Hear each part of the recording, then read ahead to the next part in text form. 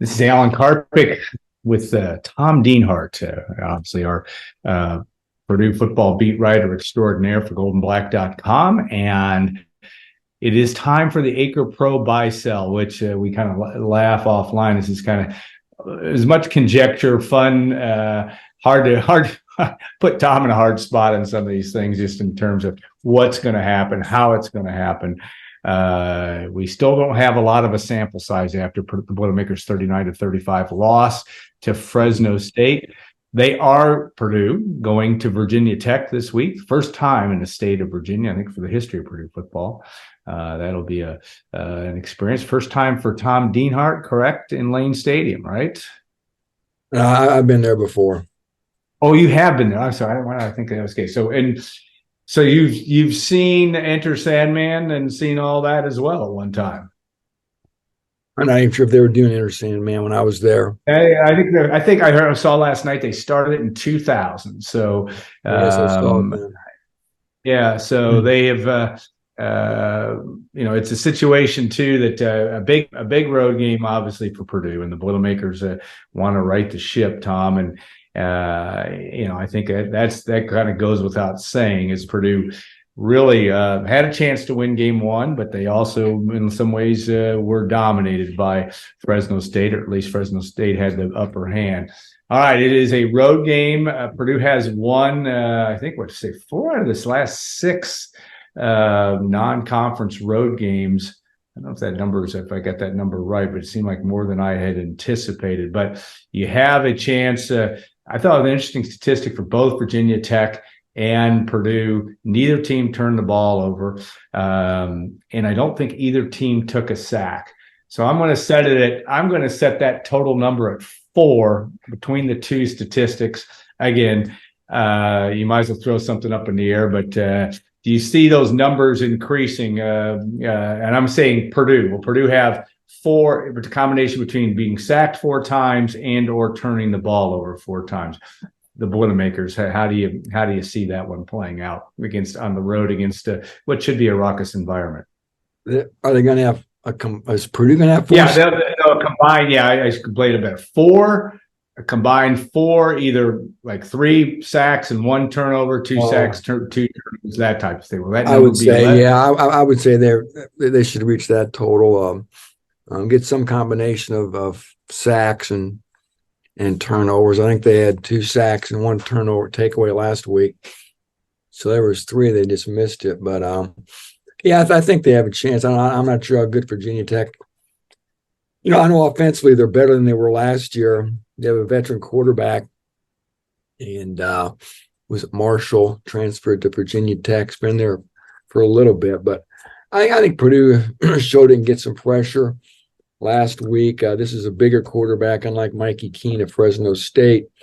I think they can get after him, and we saw some ball hawking last week in the Purdue secondary. So I think Purdue has a chance to at least get a combination of 4 sacks and takeaways here on Saturday at Lane Stadium. All right, how about conversely? Will Purdue commit 4 turnovers and/or not 4 be sacked? And Hudson Card not sacked last week. He was under pressure maybe a couple of times, but not all that often, it didn't seem. But do you think Purdue holds that number under 4 in terms of what it does with its offense? Yeah, I think so. Again, I haven't really seen Virginia Tech or know too much about what they do defensively, how much pressure they bring. I know they got a transfer from Florida, comes off the edge they like a lot. The Purdue offensive line didn't allow a sack last week against Fresno State. So pretty good defensive line for Fresno State, right? I mean, some experience at least. Yeah, I think Purdue will keep that under 4. I think they'll have.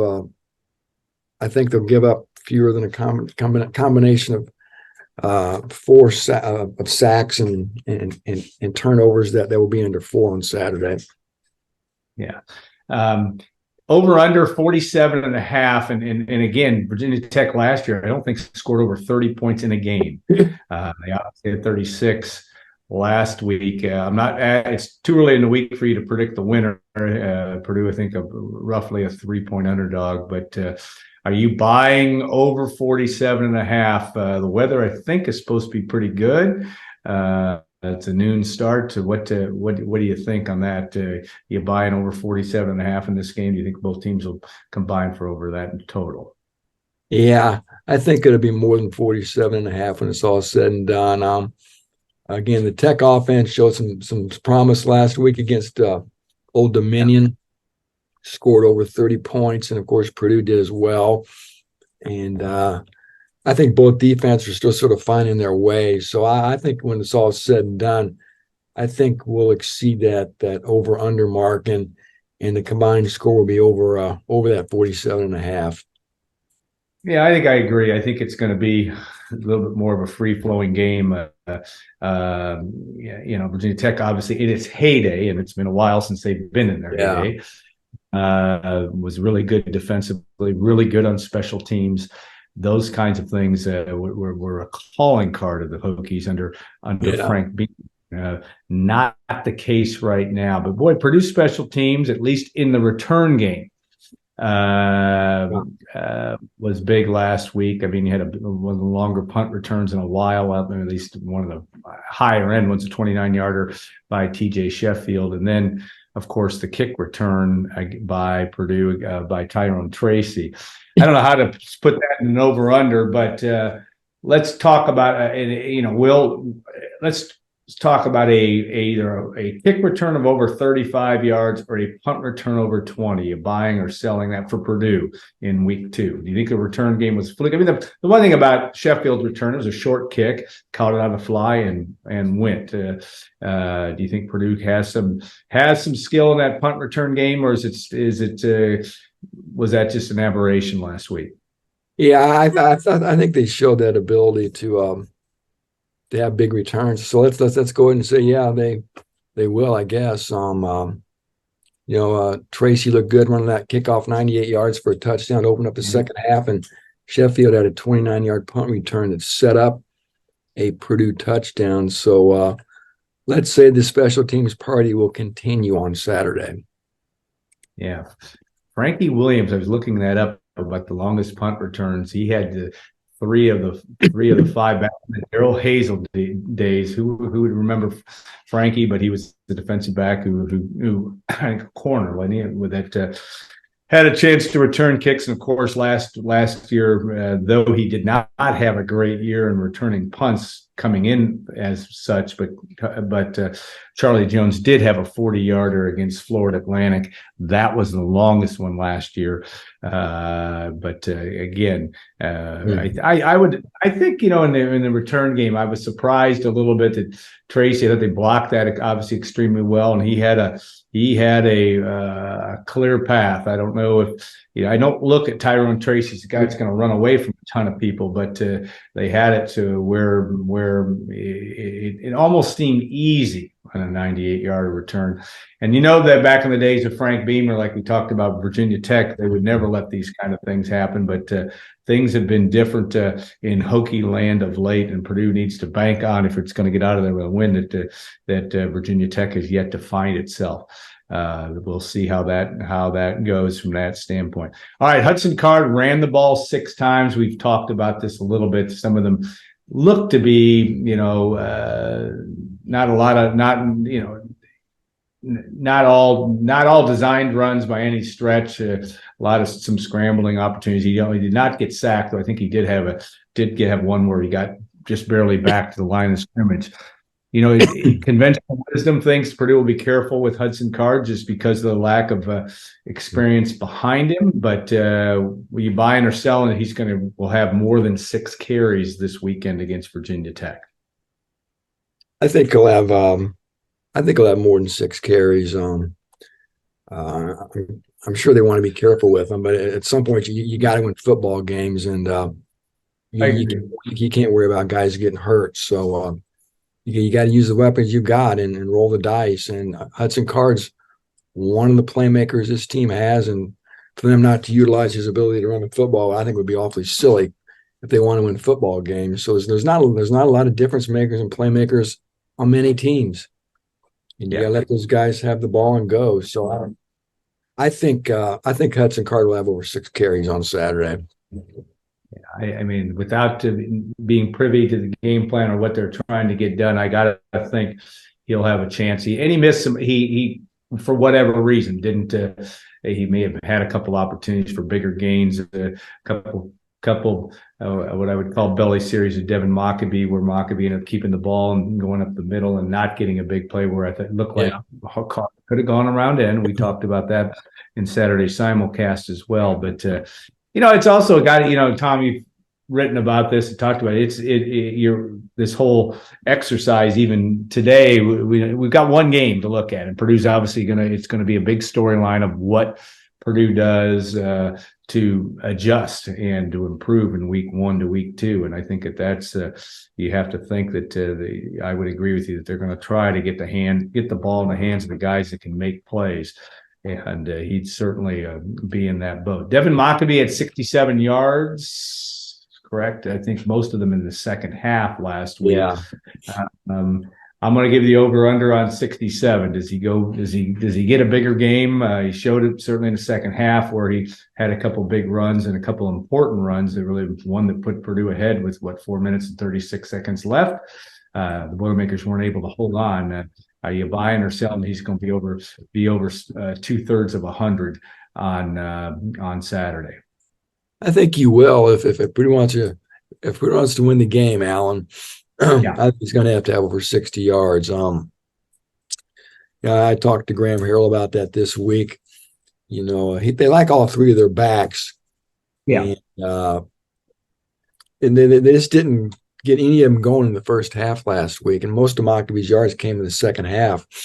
We saw what he can do. We know what he can do. We saw those glimpses, that flash, and he's special. And Devin Mockabee, Hudson Card, and Deion Burks, and when he's healthy, Garrett Miller. Those are the four guys, Alan, that got to be the difference makers, and they are the playmakers, I think, for this offense. And Mockabee, you know what? No offense to Tyrone Tracy or Dylan Downing. I want to get Mockabee lathered up. I want to use him and let him use that innate ability just to find seams and break tackles and get in the open field. Tracy and Downing can't do that. So again, I'm gonna say over for Purdue's sake. Like I said, I think it goes without saying that the closer he gets to 100 yards, the more likely Purdue is going to win this ball game. So it's going to be really interesting to see how he's utilized on Saturday here. Yeah, no doubt. And that's going to be a big storyline in terms of, I know last week we talked about over/under for Tyrone Tracy in 5 rushes. He only ran it 3 times. Yeah. I just think you're right. I think it's got so much to do with Mockabee has got to be the guy that's really going to be. I mean, they can use Tracy in certain situations, and Dylan Downing had a couple carries in the game.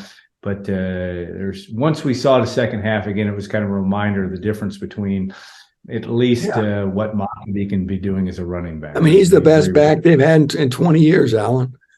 It's the best back they've had. Why? I mean, he shouldn't be sharing carries with anybody. Those guys could be change of pace guys and give him a blow, but I guess I'm of the belief that let's ride him, man. Let's let him go, and because Purdue's a heck of a lot better if he's rolling. Yeah, no doubt. That's going to be a thing where you have to think that Purdue, if they're going to be successful, that Hudson Card's going to have a big day, and Devin Mockabee will need to as well. Okay, now here's the most important question. I haven't spent a lot of time. In fact, watching Enter Sandman. You said you'd been there, and it's become a big. Obviously, it's one of the biggest traditions in college football now. I want to know the over/under of how many times Tom Dienhart is going to move his head, bang his head forward. Is it going to be 4, 0? Now you're thinking about it. You're how many will you? I mean, you almost can't when that thing starts. You almost can't do something. It is pretty amazing sight to watch. At least when you watch it. In fact, even last game, I thought they had 65,000 for Old Dominion. It was jammed. I anticipate. I've stayed correct. I think they're going to have some empty seats this week. I don't think so. So, what do you think? You gonna be able to hold it together during that whole thing? Yeah, they had 65,000 last week. They had 65,000. It was full house. and I watched the tape of it. You can watch Enter Sandman on I from saw that game Yeah. from on YouTube. And I had not really, like I said, I hadn't really seen a lot of it over the years. I obviously used to jump around with Wisconsin, but it is impressive what they do, especially coming off a 3-8 season last year. I was impressed. I'm sure there'll be some little bit late showing folks, but I think they like to be there at game time, even with that noon kick. So you're going to go 4 under. You're going to I'm over. I'm over. I'm a big fan of Metallica.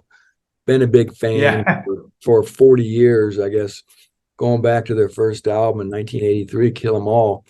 And then they really crossed over, with that Black album in 1990 with Enter Sandman, and more people sort of became, quoting, Metallica fans. But yeah, cool tradition, right? And it ought to be fun. Too bad it's not a night game. I bet it's even crazier after everybody's all lubed up and they play that. But yeah, Virginia Tech, Alan, I tell you what, I was there probably in 2002 when they played Pitt, and Pitt had Larry Fitzgerald, and they beat him in Blacksburg, and that was a long time ago.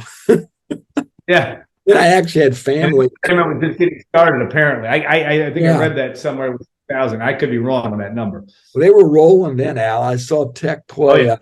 I saw them play for the national championship at the end of the 99 season when they had Vic and they played Florida State down in New Orleans.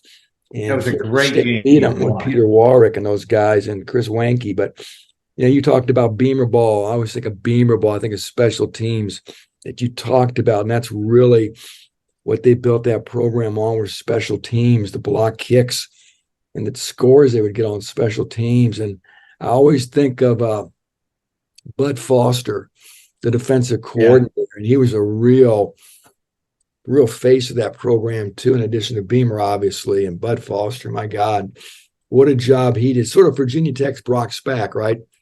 Except Bud was there even longer than Brock was at Purdue. And just a great program. So many great players there. They had it going so good for so long.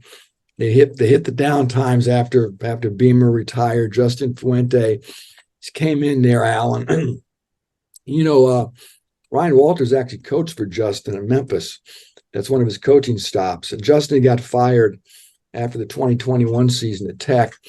He left there with a winning record, but they were backsliding, and then they made the switch to Brent Pry. He's in his second year, and Brent was at Penn State for a long time running their defense. So it's kind of interesting. I was thinking about this today, Alan. You got 2 defensive head coaches matched up against each other, which has got to be a rarity in this day, right? Brent Pry versus Ryan Walters, 2 guys, again, that came from the defensive side of the ball. There's some fun storylines here. I was going to say earlier, we had family that lived in Blacksburg, so we'd go there as a kid. I'd go there as a kid. It was funny. I'd never been there. Yeah, back then I had T-shirts I'd bring back, and they called them the Fighting Gobblers. The Virginia Tech Fighting Gobblers. I can still see the logo. I had a shirt. I had notebooks. Somewhere along the line, they got rid of Fighting Gobblers, and I don't think they like being called Fighting Gobblers at all now. Somehow they retired that nickname, and they've got Hokies, but I still always think of the Virginia Tech Fighting Gobblers for all those years ago. But yeah, just a great program that's kind of a little bit falling on hard times. And Alan, they think they can win this game, obviously, right? Oh yeah. They probably all think they're going to kick Purdue's butt. And just a great opportunity for Purdue, Alan. And as we know, you don't want to come home 0-2, right? You got 3 home games after that, but you certainly, can Purdue beat Syracuse, Wisconsin, and Illinois? I don't know. So we've talked about the importance of September a lot. You lost you let one get away last week, right? Great opportunity to go on the road, maybe getting away will help Purdue, and they can gain a lot of confidence with that us against the world mentality, going to a raucous place like Virginia Tech. And I think beating the Tech team, we all agree, Alan, it's probably very beatable. Yeah. And at least now you better get and I don't know if it's fair to say you better get them now, but it is a game that you look at back on the schedule, back when Purdue played Virginia Tech the last time, 2015. You long thought, God, time that ago. return game, and they were starting to Yeah. show some signs of leaking at that point under Frank Beamer. But you thought, God, that return game, you're not going to have it. Interesting. That was a weird game too. And again, most of the games in the Darrell Hazel era were forgettable. But Purdue had a fumble recovery return for a touchdown, 90 yards. Danny Wichiku. They being Virginia Tech had a fumble return for a touchdown, and also had a block punt return. So they did do the job in special teams against Purdue in that game to win that one 51-24. Markel Jones had a 60-yard run, but to kind of keep it a little bit under wraps, but it was not close.